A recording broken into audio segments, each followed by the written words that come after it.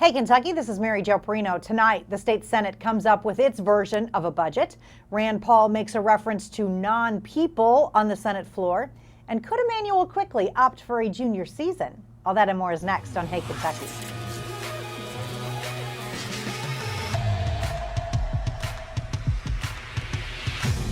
Welcome to Hey Kentucky. LEX 18 Sports Director Keith Farmer is with me as always. We are social distancing, so that is why you're seeing it a little differently. So let's begin in Frankfort, where the Republican-controlled Senate has unveiled its version of the two-year state budget.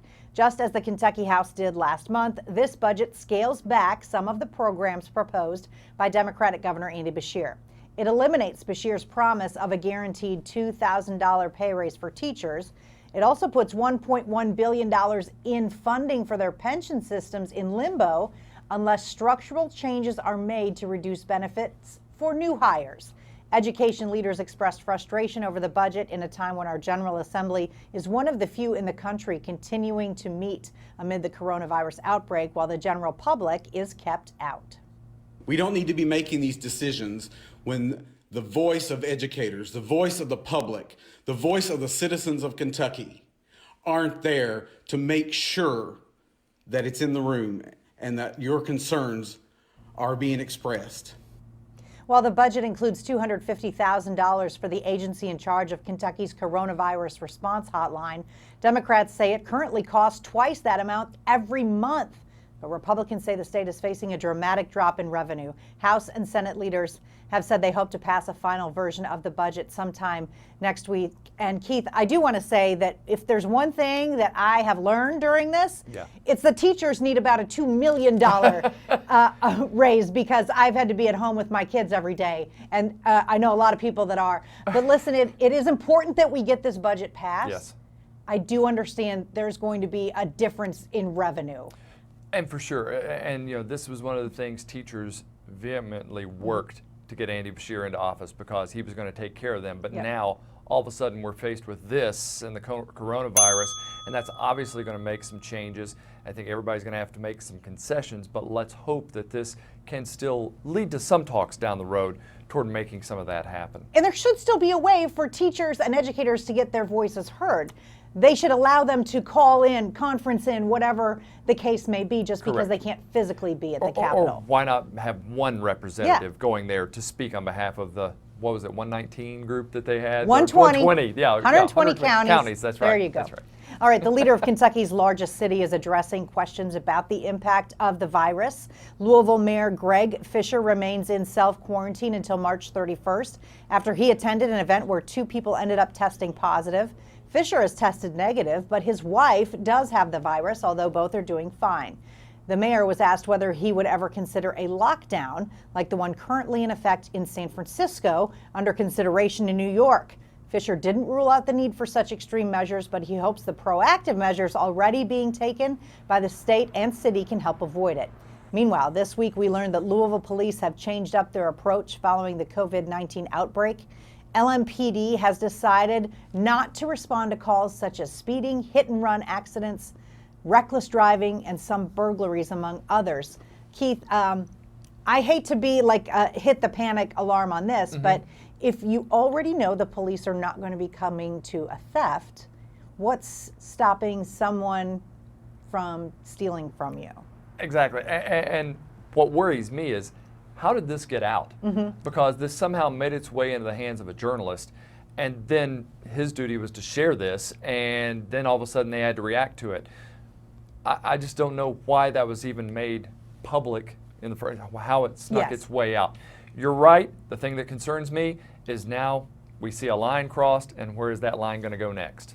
And are we going to take the law into our own hands? That's a big worry. Unfortunately, that's what scares me. Yes. All right. Some say concerns about the coronavirus in Kentucky's overcrowded jails are not being adequately addressed. While the governor has recommended a temporary end to family visits, jails have a steady influx of new inmates and staff, increasing the chances of COVID-19 coming in or getting out. One attorney who specializes in inmate abuse lawsuits says jails could become gigantic petri dishes for the coronavirus.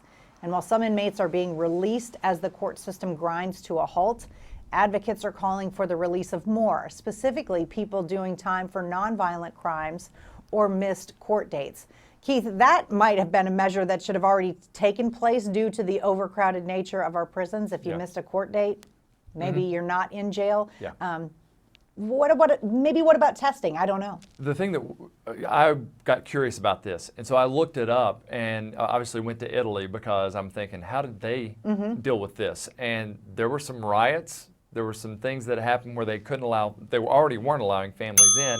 That made them even more mad. So then they had to allow the families to come back in and speak to them at a distance. But yeah, this worries me with how things are going here. And you're right, they should allow those people nonviolent to be able to get out of jail for now. Yeah, that might have been an answer even before the virus. I don't know. Yeah. All right, in Washington, Rand Paul is making more headlines for his statements on the Senate floor this week. The Kentucky Republican appeared to describe undocumented immigrants as non-legitimate people while making the case they should not be given access to federal child tax credits. My amendment says that if you want to apply for money from the government through the child tax credit program, this is money that the government gives to people, that you have to be a legitimate person. You have to have a Social Security number. We've been talking about this reform for a decade now, and we never seem to be able to get it passed. It has nothing to do with not liking immigrants. It has to do with saying taxpayer money shouldn't go to non-people. You should have to be a person to get taxpayer money. The senator's office later said he was referring to people who fraudulently claimed a child in order to reap the federal benefit. Meanwhile, Paul followed through on his opposition to the way we're paying for coronavirus relief by being one of a handful of Republican lawmakers who opposed the $100 billion stimulus package. That went through, Keith, so he didn't stop that. Right. This is not a great choice of words. Yeah, not at all. And what I think he was trying to say, and I don't know, maybe, I don't want to put words in his mouth, but he was looking at he wanted Social Security numbers to be added in. So I've got 3 kids. He didn't want me trying to say I've got 5 and getting extra money. At the same time, he doesn't realize when he is talking about those people that are coming maybe across the border, they are paying into some tax, some way. A lot of them are paying some taxes, and so they are contributing. He just wanted it to be those people that are contributing that were getting money for this time. And they are, in fact, people. And they are, in fact, people. Yes, correct. yes. They are persons. Non-people, that makes no sense. Yeah. No, I'm all for non-people not getting money. Correct. But they're people. All right. So let's talk some UK basketball. It seems breakout star Immanuel Quickley might be open to returning for a junior season.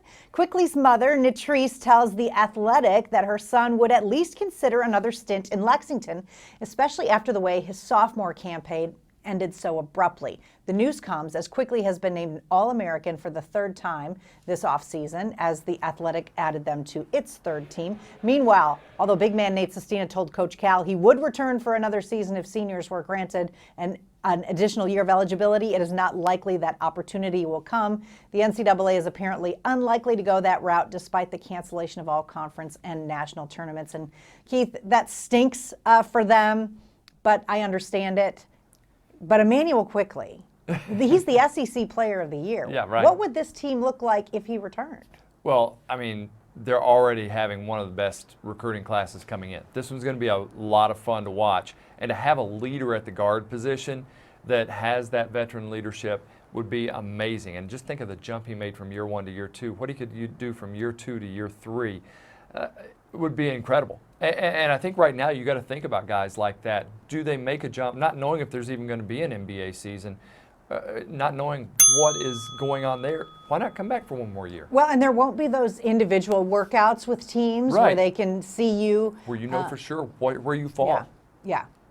I hope he comes back. That would be amazing. All right, college basketball fans may take great delight in the craziness that is summer AAU and all of the major recruiting events across the nation, but Coach Cal is not as enthusiastic. After news of the Nike, IYBL, Adidas, 3SSB, and Under Armour circuits canceling their respective spring and summer recruiting events, Cal, who's obviously one of the greatest recruiters of all time, noted that his hands are tied a bit on the recruiting trail for the time being with remote-only recruiting. But Cal says if it were up to him, live recruiting periods would only take place during high school basketball season. The money we spend in the summer is stupid to get me to be in 3-4 different cities at one time, because if they don't see me, it means I don't care, because that's what the other coaches will tell them. It's asinine. So I've been saying for years, why are we doing this in the summer? But again, no one listens to me. To his credit, he has been saying this for a long time, Yeah. that it's ridiculous for him to have to, not just him, but any coach to have to be in all places at all times. Well, he said he was waving like the queen, right? And so it is kind of funny because they really don't get a chance to really talk to him. You just have to show up. See it. They just see you. They see Coach K. They see whoever it may be, and that's supposed to wow a kid into coming to whatever school. I just don't understand it either. Let them go out and get their work done in the summer. Go talk to them during the school year and get them in for visits. That's when they can come in anyway. I think that's plenty enough time. Yeah, and I get it. I get what he's saying. Like, the other coaches will say, hey, Cal didn't show up to this game, but I did. That means I want you more. And that's... Well, take all the coaches out of the equation for the summer. Yep. Yeah, then they can't say that. All right, now to our weekly feature on Hey Kentucky. What's the Beef? Sponsored by the Kentucky Beef Council. Our candidates for the U.S. Senate continue to take shots at each other during the COVID-19 outbreak. Incumbent Mitch McConnell wants Democratic contender Amy McGrath to pull her negative radio ads during the crisis.